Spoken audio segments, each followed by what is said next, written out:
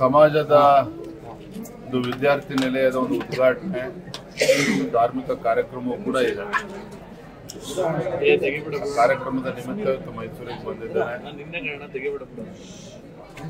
ಕೆಲವು ಪ್ರಮುಖರನ್ನು ಕೂಡ ಭೇಟಿ ಮಾಡಿ ಈ ಭಾಗದಲ್ಲಿ ಪಕ್ಷವನ್ನು ಸಂಘಟನೆ ಮಾಡುವಂತ ನಿಟ್ಟಿನಲ್ಲಿ ಶಾಸಕರು ಎಲ್ಲ ಪಕ್ಷದ ಅಧ್ಯಕ್ಷರು ಇದರೊಂದಿಗೆ ಚರ್ಚೆ ಮಾಡಿ ಆಮೇಲೆ ಸಂಜೆ ಮತ್ತೆ ವಾಪಸ್ ಸರ್, ಈಗ ಸಾಮಾಜಿಕ ಶೈಕ್ಷಣಿಕ ಸಮೀಕ್ಷೆಯನ್ನು ಏನು ಸರ್ಕಾರ ಮಾಡ್ತಾರೆ, ಇನ್ನು ಗೊಂದಲದಲ್ಲಿದೆ ಅಂತ ಅನ್ಸುತ್ತಾ ನಿಮ್ಗೆ? ನಿನ್ನೆ ಡಿ.ಕೆ. ಶಿವಕುಮಾರ್ ಅವರ ಪ್ರತಿಕ್ರಿಯೆಯನ್ನು ನೋಡಿದಾಗಲೇ ಗೊತ್ತಾಗ್ತದೆ. 60 ಪ್ರಶ್ನೆಗಳನ್ನ ಜನಸಾಮಾನ್ಯರ ಮುಂದೆ ಇಟ್ಟಿರುವಂತದ್ದು. ಸಾಮಾಜಿಕ ಶೈಕ್ಷಣಿಕ ಅನ್ನೋ ನೆಪದಲ್ಲಿ ಇವತ್ತೇನು ಜಾತಿ ಜನಗಣತಿ ರಾಜ್ಯ ಸರ್ಕಾರ ಮಾಡ್ತಾ ಇದೆ. ದಿನೇ ದಿನೇ ಇದರಿಂದ ಗೊಂದಲಗಳೇ ಹೆಚ್ಚಾಗ್ತಾ ಇರುವಂತದ್ದು. ಎಲ್ಲ ಸಮಾಜಗಳಲ್ಲೂ ಕೂಡ ಗೊಂದಲ ಸೃಷ್ಟಿಯಾಗಿದೆ. ಬೆಂಗಳೂರಿನಲ್ಲೂ ಕೂಡ ಯಾವ ರೀತಿ ಒಂದು ಪೂರ್ವ ತಯಾರಿ ಇಲ್ಲದೇನೆ ಬಹಳ ಆತುರವಾಗಿ ಇವತ್ತು ರಾಜ್ಯ ಸರ್ಕಾರ ಅಂತ ನಿರ್ಣಯವನ್ನು ತೆಗೆದುಕೊಂಡಿದೆ ಅನ್ನೋದು ಮೇಲ್ನೋಟಕ್ಕೆ ಗೊತ್ತಾಗ್ತಾ ಇದೆ. ನಿನ್ನೆ ದಿನ ವಿಕಲಚೇತನರನ್ನು ಕೂಡ ಇದಕ್ಕೆ ಜೋಡಿಸ್ಕೊಂಡಿರುವಂತದ್ದು, ಸಾಕಷ್ಟು ಇದ್ರ ಬಗ್ಗೆ ಟೀಕೆಗಳು ವ್ಯಕ್ತ ಆಗ್ತಾ ಇದೆ. ನನಗೆ ಅರ್ಥ ಆಗದೆ ಇರುವಂತದ್ದು, ರಾಜ್ಯ ಸರ್ಕಾರ ಅಥವಾ ಮಾನ್ಯ ಮುಖ್ಯಮಂತ್ರಿಗಳಿಗೆ ಇಷ್ಟೊಂದು ಆತುರ ಯಾಕೆ ಅಂತೇಳಿ.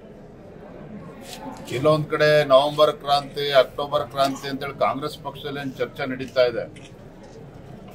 ರಾಜ್ಯದ ರಾಜಕಾರಣದಲ್ಲಿ ಆಗುವಂತ ಕ್ರಾಂತಿಗೂ ಈ ಜನಗಣತಿಗೂ ಜಾತಿ ಜನಗಣತಿಗೂ ಎಲ್ಲೋ ಒಂದ್ ಕಡೆ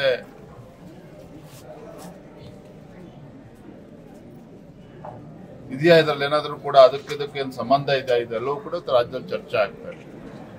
ಒಟ್ಟಾರೆಯಾಗಿ ಆರ್ಥಿಕ, ಸಾಮಾಜಿಕ, ಶೈಕ್ಷಣಿಕ ನ್ಯಾಯವನ್ನ ಕೊಡ್ತೇವೆ ಅಂತೇಳಿ ಕೊಡ್ಲಿ. ಯಾಕೆಂದ್ರೆ ನಮ್ಮ ಪಕ್ಷದ ನಿಲುವು ಕೂಡ ಸ್ಪಷ್ಟವಾಗಿದೆ. ಭಾರತೀಯ ಜನತಾ ಪಾರ್ಟಿ ನಾವು ಯಾವತ್ತೂ ಕೂಡ ಸಮಾಜದ ಕಟ್ಟಕಡೆಯ ವ್ಯಕ್ತಿಗೂ ಕೂಡ ನ್ಯಾಯ ಸಿಗಬೇಕು, ಸಾಮಾಜಿಕ ನ್ಯಾಯ ಸಿಗಬೇಕು ಅನ್ನೋದ್ರಲ್ಲಿ ನಮ್ದು ಯಾವುದೇ ಒಂದು ಗೊಂದಲ ಇಲ್ಲ.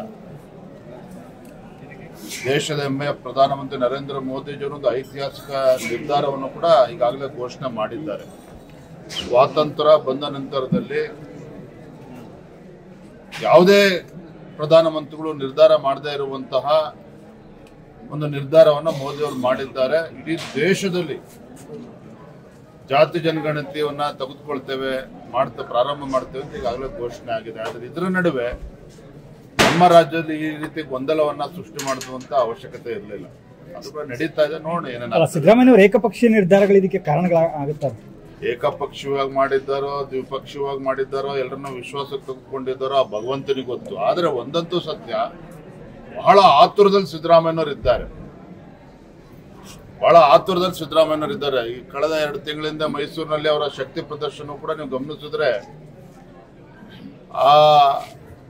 ಏನು ರ್ಯಾಂಪ್ ವಾಕ್ ಮಾಡ್ತಾ ಇದ್ರು ಸಿದ್ದರಾಮಯ್ಯನವರು. ಪಾಪ ಮಲ್ಲಿಕಾರ್ಜುನ್ ಖರ್ಗೆ ಅವರು ಅಡ್ರೆಸ್ ಇರಲಿಲ್ಲ, ಡಿ.ಕೆ. ಶಿವಕುಮಾರ್ ಅವ್ರಿಗೂ ಅಡ್ರೆಸ್ ಇರಲಿಲ್ಲ. ಒಂದು 20 ಅಡಿ ಮುಂದಕ್ಕೆ ಇವರು ಹೆಜ್ಜೆ ಹಾಕೊಂಡು ಇವರು ಭಾವಚಿತ್ರಗಳನ್ನ ಪ್ರದರ್ಶನ ಮಾಡಿಕೊಂಡು ಇಲ್ಲಿ ಮುಖ್ಯಮಂತ್ರಿಗಳ ಶಕ್ತಿ ಪ್ರದರ್ಶನ ಮಾಡ್ತಾ ಇದ್ದಾರೆ. ಮತ್ತೆ ಕಾಂಗ್ರೆಸ್ ಪಕ್ಷದ ಹಿರಿಯ ಸಚಿವರುಗಳೇ ನವೆಂಬರ್ನಲ್ಲೇ ಕ್ರಾಂತಿ ಆಗ್ತದೆ, ಅಕ್ಟೋಬರ್ ಕ್ರಾಂತಿ ಆಗ್ತದೆ ನಾವು ಹೇಳಿರುವಂತದ್ದಲ್ಲ. ಕಾಂಗ್ರೆಸ್ ಆಡಳಿತ ಪಕ್ಷದ ಸಚಿವರು, ಶಾಸಕರೇ ಬಹಿರಂಗವಾಗಿ ಹೇಳಿಕೆಯನ್ನು ನೀಡ್ತಾ ಇದ್ದಾರೆ.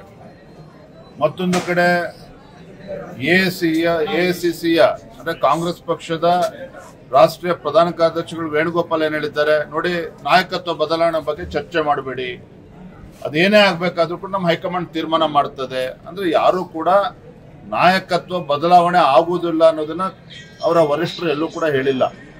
ಅರ್ಥಾತ್ ಬಿಹಾರ್ ಚುನಾವಣೆ ನಂತರದಲ್ಲಿ ಸಾಕಷ್ಟು ರಾಜಕೀಯ ಬದಲಾವಣೆಗಳು ರಾಜ್ಯದಲ್ಲಿ ಆಗೋದಿದೆ. ರಾಜ್ಯದಲ್ಲಿ ಒಂದು ಅಲ್ಲೋಲ ಕಲ್ಲೋಲ ಆಗುವುದಂತದ್ದು ಕೂಡ ಸ್ಪಷ್ಟ.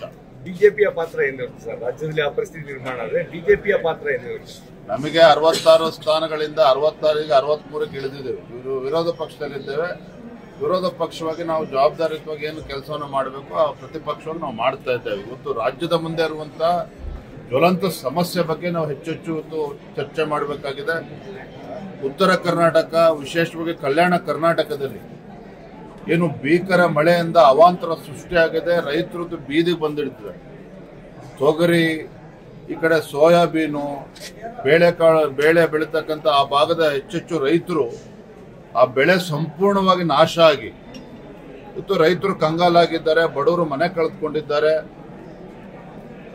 ಕೃಷಿ ಸಚಿವರಾಗಲಿ, ಕಂದಾಯ ಸಚಿವರಾಗಲಿ, ಆ ಭಾಗದ ಉಸ್ತುವಾರಿ ಸಚಿವರು ಇದ್ರ ಬಗ್ಗೆ ಗಮನವನ್ನು ತೆಗೆದುಕೊಳ್ಳದೆ ಇರ್ತಕ್ಕಂಥದ್ದು. ನಾನು ಕೂಡ 2 ದಿನಗಳ ಕಾಲ ಬೀದರ್, ಗುಲ್ಬರ್ಗ, ಯಾದಗಿರಿ ಜಿಲ್ಲೆ ಪ್ರವಾಸವನ್ನು ಮುಗಿಸ್ಕೊಂಡು ಬಂದಿದ್ದೇನೆ. ರೈತರ ಪರಿಸ್ಥಿತಿಯನ್ನು ನೋಡೋದಕ್ಕೆ ಆಗ್ತಾ ಇಲ್ಲ. ರೈತರು ನಿಜವಾಗ್ಲೂ ಕೂಡ ಇವತ್ತು ಪರಿತಪಿಸ್ತಾ ಇದ್ದಾರೆ. ಹಾಗಾಗಿ ರಾಜ್ಯ ಸರ್ಕಾರ ಹೇಳಿಕೆಗಳಿಗೆ ಸೀಮಿತ ಆಗದೇನೆ ರೈತರು ಸಂಕಷ್ಟದಲ್ಲಿದ್ದಾರೆ, ಆ ರೈತರ ಸಂಕಷ್ಟಕ್ಕೆ ರಾಜ್ಯ ಸರ್ಕಾರ ಸ್ಪಂದನೆ ಮಾಡಬೇಕು ಅಂತ ಹೇಳಿ ಮತ್ತೊಮ್ಮೆ ನಾವು ಈ ಸಂದರ್ಭದಲ್ಲಿ ಆಗ್ರಹ ಮಾಡ್ತೀವಿ. ಅವಕಾಶ ಹುಡಿಕೊಂಡು ಬಂದ್ರೆ ಅಂತ ಹೇಳಿದ್ರೆ ರಾಜಕೀಯ ಅಲ್ಲೋಲ ಕಲದ ಮಾತು ಏನ್ ಹೇಳಿದ್ರಿ, ಆ ಸಂದರ್ಭದಲ್ಲಿ ಬಿಜೆಪಿಗೆ ಒಂದು ಅವಕಾಶ ಹುಡಿಕೊಂಡು ಬಂದ್ರೆ ಬಿಜೆಪಿಯ ಸ್ಟ್ಯಾಂಡ್ಸ್ ಏನಿರುತ್ತೆ ಬಂದ್ರೆ ಆಮೇಲೆ ನೋಡೋಣ. ನಾವು ವಿರೋಧ ಪಕ್ಷವಾಗಿ ನಮ್ಮ ಕರ್ತವ್ಯನ ನಾವು ಪ್ರಾಮಾಣಿಕವಾಗಿ ಮಾಡ್ತಾ ಇದ್ದೇವೆ. ರಾಜ್ಯದಲ್ಲಿ ಅಭಿವೃದ್ಧಿ ಶೂನ್ಯ, ಬಡವರ ವಿರೋಧಿ, ರೈತ ವಿರೋಧಿ ಕಾಂಗ್ರೆಸ್ ಸರ್ಕಾರ ಇದೆ. ಜನ ಇವತ್ತು ಇಡೀ ಶಾಪವನ್ನು ಸರ್ಕಾರದ ಬಗ್ಗೆ ಹಾಕ್ತಾ ಇದ್ದಾರೆ. ಸಿದ್ದರಾಮಯ್ಯ ಅವರ ನಡೆ, ಡಿ ಕೆ ಶಿವಕುಮಾರ್ ಅವರ ನಡೆ ಏನಿದೆ, ಸಿದ್ದರಾಮಯ್ಯ ಅವರು ಪರೋಕ್ಷವಾಗಿ ವಿರೋಧ ವ್ಯಕ್ತಪಡಿಸಿರುವಂತದ್ದ ಏನು ಅಂತ ಡಿ ಕೆ ಶಿವಕುಮಾರ್ ಅವರು? ಡಿ ಕೆ ಶಿವಕುಮಾರ್ ನಡೆ ಸಿದ್ದರಾಮಯ್ಯನವ್ರ ಕಡೆ ಇದೆ, ಸಿದ್ದರಾಮಯ್ಯನವ್ರ ನಡೆ ಡಿ ಕೆ ಶಿವಕುಮಾರ್ ಕಡೆ ಇದೆ. ಆದ್ರೆ ಶಾಸಕರು ಮಾತ್ರ ಇವ್ರು ಸವಾಸನೆ ಬೇಡ ಅಂತೇಳಿ ಆಡಳಿತ ಪಕ್ಷದ ಶಾಸಕರು ಮಾತನಾಡ್ತಾ ಇರುವಂತ ನೋಡ್ತಾ ಇದ್ದೀವಿ. ಒಟ್ಟಾರೆಯಾಗಿ ಆಡಳಿತ ಪಕ್ಷ ಕಾಂಗ್ರೆಸ್ ಪಕ್ಷ ಏನಿದೆ ಗೊಂದಲದ ಗೂಡಾಗಿರುವಂತದ್ದು ಸತ್ಯ. ಇದನ್ನ ಯಾರು ಕೂಡ ಅಲ್ಲಗಳಿದಕ್ಕೆ ಸಾಧ್ಯ ಇಲ್ಲ. ನವೆಂಬರ್ ಬಿಹಾರ್ ಚುನಾವಣೆ ನಂತರದಲ್ಲಿ ರಾಜ್ಯದಲ್ಲಿ ಯಾವ ರೀತಿ ಏರುಪೇರುಗಳು ಆಗ್ತದೆ ತಾವೆಲ್ಲರೂ ಕೂಡ ನೋಡ್ತೀವಿ.